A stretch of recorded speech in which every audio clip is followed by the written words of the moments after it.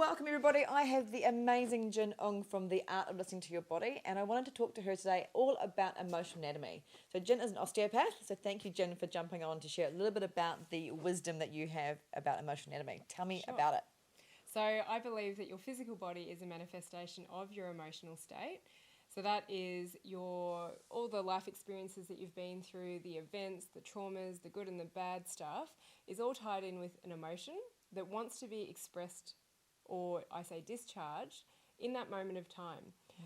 But if you are too busy or it's too uncomfortable, maybe you don't know how to express emotions because of your upbringing, then those emotions get suppressed in the body and they become a source of stress.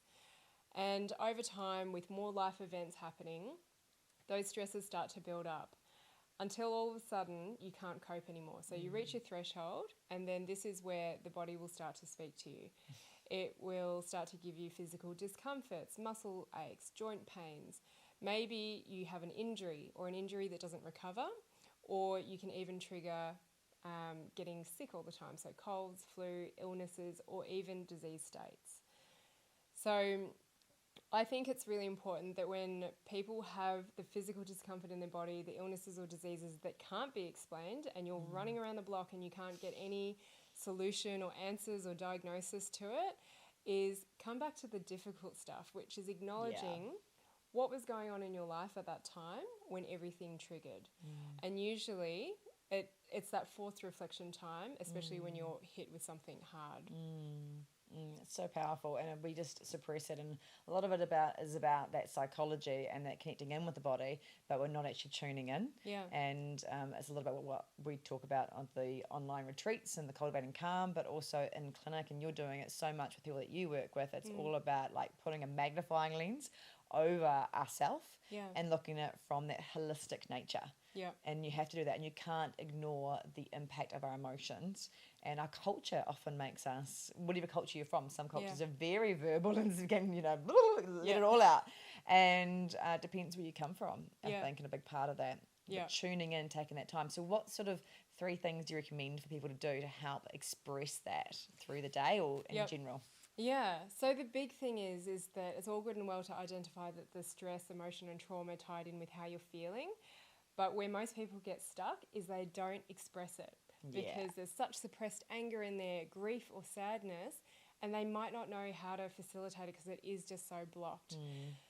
So, do it. You want some techniques? Yeah, give us a technique. Okay. I love one of the favourite ones that you do. I use it a lot. Yeah. So this is a few things that I give my clients, and you can start implementing it yourself, but sometimes people do get a little bit stuck, and that's where they need that extra push or that coaching to just get the technique right. So the first one, which I think is really accessible, is just going for a scream in your car. Yeah, so satisfying. Just let it out. Like if you feel like you wanted to yell at that person, maybe it would have been verbal abuse if you were going to do that. So the rules are that you don't harm others, you don't harm yourself, and you don't break things. But it's just discharging that emotional and physical energy. There's a lot of energy behind a scream. And I say do it in the car because no one's going to hear you, but you shouldn't really care about what people think anyway. And if you get it out of your system, that's when you're not going to have that embarrassing outburst in public, So scream in your car while you're driving, as long as you're not closing your eyes. Or just safety first. Go somewhere secluded. And let it out. It takes 5 seconds. But it is amazing at how many people just go, oh, I couldn't let the scream out, or it was really pathetic. And it's like, just if you know it's stuck, get it out. The scream. Then the other thing I get people to do is a dialogue process, verbal dialogue. So anyone they're having issues with, this is really useful for the person you've just had an argument with, those in your life, in your relationships, but also you can use this process for people who emotionally aren't quite there. So maybe they haven't done the personal growth that you've done and they just can't hear what you have to say. Or mentally, they're not there. So maybe particularly parents have got Alzheimer's, dementia, or they've had a stroke and they can't communicate.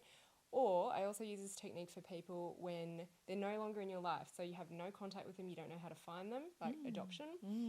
Or death. So those people, you still have issues, you still have hatred and resentment or sadness, but they're no longer here on this earth. So the verbal dialogue process is just saying all the things that you want to say out loud. So bring that person into your mind's eye and express. And don't be afraid to express all of the immoral thoughts and the nasty things.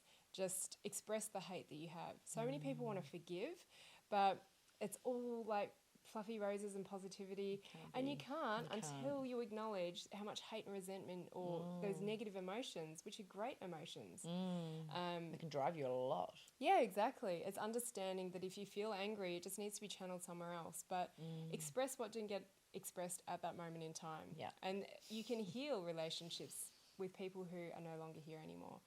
And it can also even just put out that energy and intention where it just makes it so much easier when you see that person next time. You don't feel that anger towards them. And you can also practice so next time you don't get stumped for words in that argument. Yeah.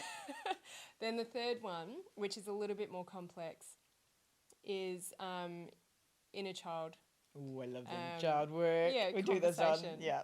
retreat work that we do as well, both in person and online. It's so good. Yeah, and your inner child could be you yesterday or a week ago. It doesn't have to be your 2-year-old self It could be necessarily. your 16-year-old self. You know, I love to look at that too sometimes. Yeah, and it's you knowing what you know now and knowing the support that you didn't feel, and you go back and you talk to your younger self and you speak to them almost like your child. Like, what would you say to them to give you that support? And this is where people get unstuck. They're like, am I talking to them or am I talking to myself? So that's where it just gets a little bit tied up. But those are amazing things. There's amazing things, Jen, and hopefully people can kind of go, if one doesn't feel comfortable to do, then you can try something else, or they can look at working with you online and virtually in one of the masterclass groups that you have. Amazing opportunities. And I really encourage people to start looking at that side of their health and wellness, because that's where optimal health, it's not just the those simple things like what you eat and exercise. Yeah. And that's what I experience. Yeah. You can control those aspects, but there's so much more to life than just diet and exercise. And, you know, I see lots of people that have, as I say, been around the block and they have spent tens and thousands of dollars. And the root problem is their emotions, their background, those difficult relationships and the experiences that they had that people find too awkward to talk about. Even practitioners find it too awkward they to do. talk It's like, about. oh, no, I'm dealing with your body. Yeah. I can't do that. I can't have a conversation that might trigger you. Yeah. Or, oh, you're crying? No. Yeah, exactly. Give you the tissues. Yeah, Stop tears. that's right. You just be all right. Pat you. Should we move on? No. Yeah, the hug. I say to practitioners, like, don't go in and hug them. They just actually need to let it go. Yeah, absolutely. Thank you, Jen. I always love having conversations. So the art of listening to your body is an amazing online, Instagram, everything. Sort of look into it and start looking at the way that your body and your emotions are needing to be expressed. Thank you. Thanks.